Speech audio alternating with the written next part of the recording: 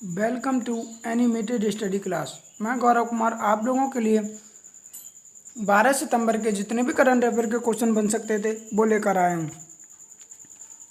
जो आपके होने वाले exam like SSC, CHSL, CGL, RRB, NTPC, UPSI, DRDO, MTS आदि में पूछे जा सकते हैं। वीडियो शुरू करने से पहले मेरा आप लोगों से निवेदन है कि वीडियो को लाइक व शेयर करें और चैनल को सब्सक्राइब करें, साथ ही बेल आइकन को प्रेस करें।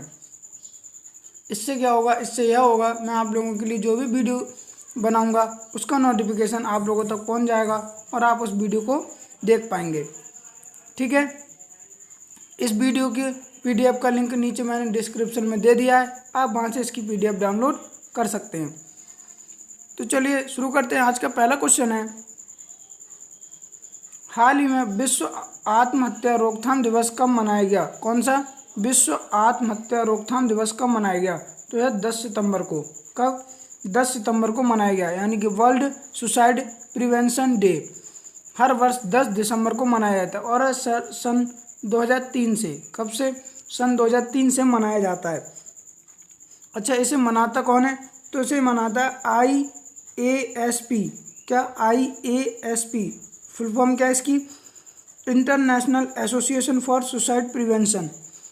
WHO और WFMH के साथ मिलकर इसको मनाया जाता है। WFMH क्या है? World federation for mental health के तीनों लोग मिलकर इस दिवस को मनाते हैं। यह मनाया क्यों जाता है? तो आप लोगों ने सुना होगा बहुत से लोग डिप्रेशन में आकर सुसाइड कर लेते हैं। उसी की रोकथाम के लिए हर वर्ष 10 सितंबर को विश्व आत्महत्या रोकथाम दिवस मनाया जाता है। इस वर्ष इसकी थीम थी working together to prevent suicide. क्या? Working together to prevent suicide इस वर्ष इसकी है थीम थी। उम्मीद है आप लोग क्वेश्चन समझ पाए होंगे। चलिए फिर आगे बढ़ते हैं। अगला क्वेश्चन है, हाल ही में उत्तर कोरिया ने किस देश से आने वाले कोरोना वायरस के मरीजों को मारने का आदेश दिया है? क्या? जो उत्तर कोरिया है उसने चीन से, किससे? चीन से आने वाले जितने भी कोरोना वायरस के मरीज होंगे उनको मारने का, यानी कि उन्हें मृत्यु दंड देने का आदेश दिया है। किसने? उत्तर कोरिया ने। आप मैप में देख सकते हैं, ये वाला जो पार्ट दिख रहा है यही उत्तर कोरिया है, क्योंकि उत्तर कोरिया की सीमा जो है चाइना और रसिया से लगती है। तो उत्तर कोरिया ने यह कहा है कि चीन से, यानी चाइना से जितने भी मरीज आएंगे उनको हम मार देंगे। ठीक है, उम्मीद है आप लोग क्वेश्चन समझ पा रहे होंगे। बात करते हैं उत्तर कोरिया की, तो इसकी राजधानी क्या है? प्योंगयांग।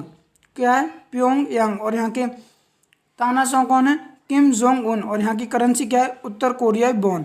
क्या है? उत्तर कोरियाई वॉन। अब किस देश से आने वालों को मरीजों मारने का आदेश दिया? चीन। तो बात करते हैं हम चीन की, तो चीन की राजधानी क्या है? बीजिंग। और यहाँ की करेंसी क्या है? युआन। और यहाँ के प्रेसिडेंट कौन है? Xi Jinping. उम्मीद है आप लोग क्वेश्चन समझ पाए होंगे। चलिए फिर आगे बढ़ते हैं। अगला क्वेश्चन है, हाल ही में किस देश ने 3 दिवसीय युद्ध अभ्यास शुरू करने की घोषणा की है? कौन सा?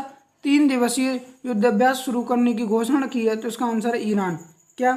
ईरान ने ही जो है, ईरान देश है, उसने अपने यहाँ 3 दिवसीय युद्ध अभ्यास करने की घोषणा की है। अब मैप में देखते हैं, ये जो ग्रीन ग्रीन पार्ट दिख रहा है यही ईरान है। ईरान ने कहा है कि इस युद्ध अभ्यास में हमारी तीनों सेनाएं शामिल होंगी, वायुसेना, नौसेना और उनकी जो आर्मी है वो तीनों सेनाएं शामिल होंगी। इनमें इसकी पनडुब्बियां, ड्रोन, मिसाइल इत्यादि सभी हथियार शामिल होंगे। ठीक है, अब बात करते हैं ईरान की, तो ईरान की राजधानी क्या है? तेहरान। और यहाँ के राष्ट्रपति कौन है? हसन रूहानी। और यहाँ की करेंसी क्या है? रियाल। उम्मीद है आप लोग क्वेश्चन समझ पाए होंगे। चलिए फिर आगे बढ़ते हैं। अगला क्वेश्चन है, हाल ही में भारत और किस देश ने मिलकर सैन्य आपूर्ति समझौते पर हस्ताक्षर किए हैं? किसने? भारत और किस देश ने मिलकर सैन्य आपूर्ति समझौते पर हस्ताक्षर किए हैं? तो इसका आंसर है जापान। क्या? जापान। दरअसल भारत और जापान ने यह दोनों देशों ने मिलकर यह घोषणा की है कि जो उनकी सैन्य आपूर्ति और राशद सामान होगा, जो यानी कि सामग्री वाला राशन वाला सामान होगा, इनसे आने जाने के लिए जो पोर्ट होते हैं यानी बंदरगाह हैं, यह दोनों देश एक दूसरे के यूज कर सकेंगे। यानी कि यह दोनों देश, अगर भारत जापान के रास्ते होते हुए कहीं जा रहा है, उसके जहाज जा रहे हैं, तो वह अपना राशन पानी जापान के जो बंदरगाह है वहाँ पर ले सकता है, और जापान जो है वो भारत देश में आकर भारत के बंदरगाहों का यूज कर सकता है। तो इस समझौते पर भारत और जापान ने मिलकर हस्ताक्षर किए हैं। मैप में देख सकते हैं ये वाला जो पार्ट दिख रहा है जिसे मैंने लाइनिंग की है, यही जापान है। क्या है? जापान। ठीक है, उम्मीद आप लोग क्वेश्चन समझ पा रहे होंगे। तो जापान की बात करते हैं तो जापान की राजधानी क्या है? टोक्यो। और यहाँ की करेंसी क्या है? येन। अभी हाल ही में जापान के जो प्रधानमंत्री थे शिंजो आबे, उन्होंने प्रधानमंत्री पद से इस्तीफा दे दिया है। क्या? इस्तीफा दे दिया है। उम्मीद है आप लोग क्वेश्चन समझ गए होंगे। चलिए फिर आगे बढ़ते हैं। अगला क्वेश्चन है, हाल ही में किस राज्य सरकार ने पिगरी मिशन की शुरुआत की है? कौन सी पिगरी मिशन की शुरुआत की है? तो इसका आंसर है मेघालय। किसने? मेघालय राज्य सरकार ने ही पिगरी मिशन की शुरुआत की है। अब बात करते हैं पिगरी मिशन क्या है। तो आप लोगों ने सुना होगा जो पिग होता है यानी कि सुअर, उसका मीट होता है। क्या? मीट होता है। उसके आयात के लिए यानी कि उसके निर्यात के लिए यानी कि भारत देश से दूसरे देशों में निर्यात करने के लिए उस पिगरी मिशन यानी कि उसके मांस को, सुअर के मांस को निर्यात करने के लिए इस मिशन की शुरुआत की है। यानी कि दूसरे देशों में सुअर का मांस भेजा जाएगा, इसीलिए मेघालय सरकार ने इस पिगरी मिशन की शुरुआत की है। आप मैप में देख सकते हैं जो दिख रहा है पार्ट हल्का हल्का येलो, यही क्या है? मेघालय।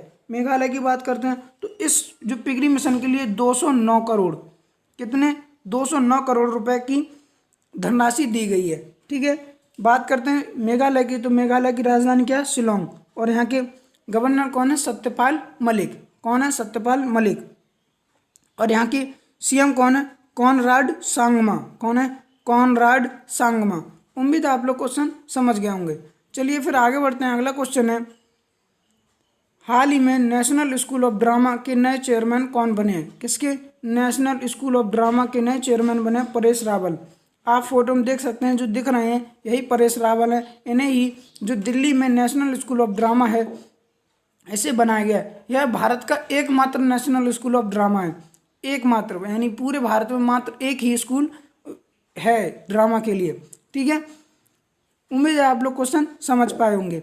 चलिए फिर आगे बढ़ते हैं। अगला क्वेश्चन है, हाल ही में जारी वैश्विक आर्थिक स्वतंत्रता सूचकांक 2020 में कौन शीर्ष पर रहा? क्या? अभी हाल ही में एक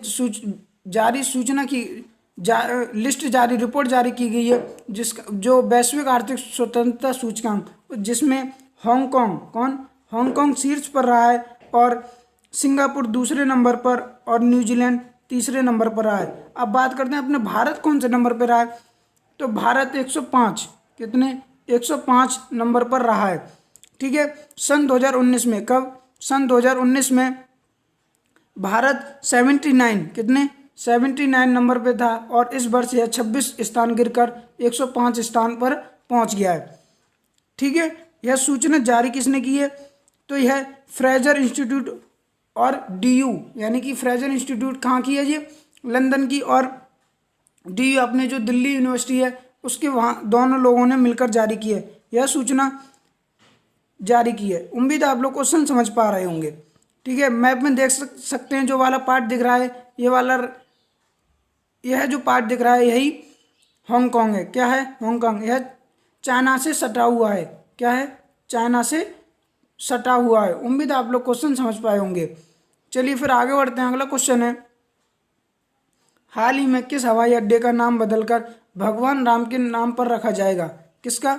भगवान राम के नाम पर रखा जाएगा। तो इसका आंसर है अयोध्या हवाई अड्डा। जो अयोध्या हवाई अड्डा बन रहा है उसका नाम बदलकर अब भगवान राम के नाम पर रखा जाएगा। उम्मीद है आप लोग क्वेश्चन समझ गए होंगे। चलिए फिर आगे बढ़ते हैं। अगला क्वेश्चन है, हाल ही में किसने 5 स्टार गांव योजना का शुभारंभ किया है?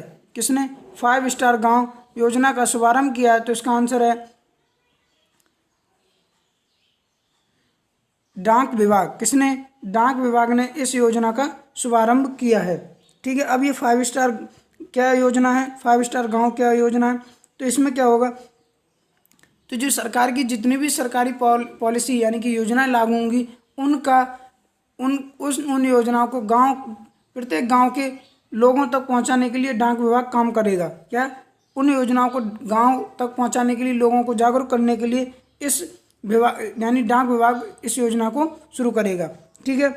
अब इस 5 स्टार गांव योजना में क्या क्या रखा गया है, जैसे बहुत आप लोगों ने देखा होगा डाक विभाग कई क्षेत्रों में काम करता है, जैसे सेविंग अकाउंट खोलना, सुकन्या समृद्धि योजना यानी कि कन्याओं के लिए, जो बेटियां होती हैं उनके लिए सुकन्या समृद्धि योजना लागू की गई थी, और इंडियन पेमेंट और पोस्ट लाइफ इंश्योरेंस के लिए और पीएम लाइफ प्लान के लिए, यानी कि जितनी भी सरकार की योजनाएं होंगी उनको लोगों तक, गांव के लोगों तक पहुंचाने के लिए जागरूक किया जाएगा।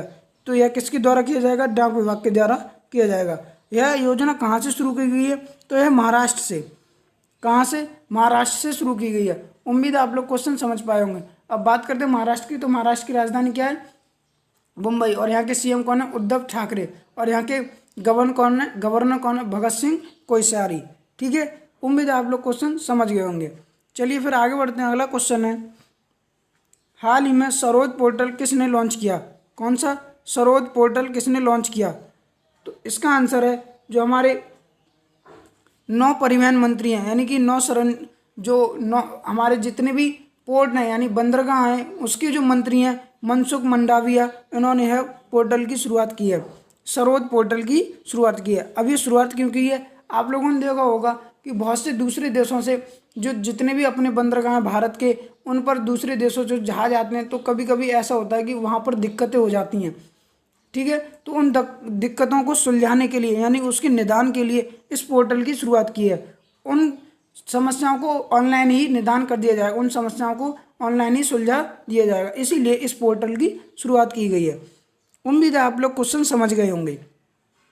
चलिए फिर आगे बढ़ते हैं। अगला क्वेश्चन है, हाल ही में तेलंगाना के नए चुनाव आयुक्त के रूप में किसे नियुक्त किया गया है, किसके, तेलंगाना के नए चुनाव आयुक्त के रूप में किसे नियुक्त किया गया है, तो इसका आंसर है सी पार्थ सारथी।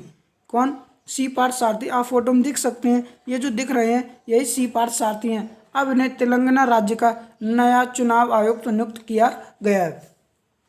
ठीक है। अब इन्हें तेलंगाना का नियुक्त किया गया। तो अच्छा, यह 1993 कब के, 1993 बैच के आईएएस ऑफिसर थे जो रिटायर हो चुके हैं। 1993 आईएएस बैच के ऑफिसर थे।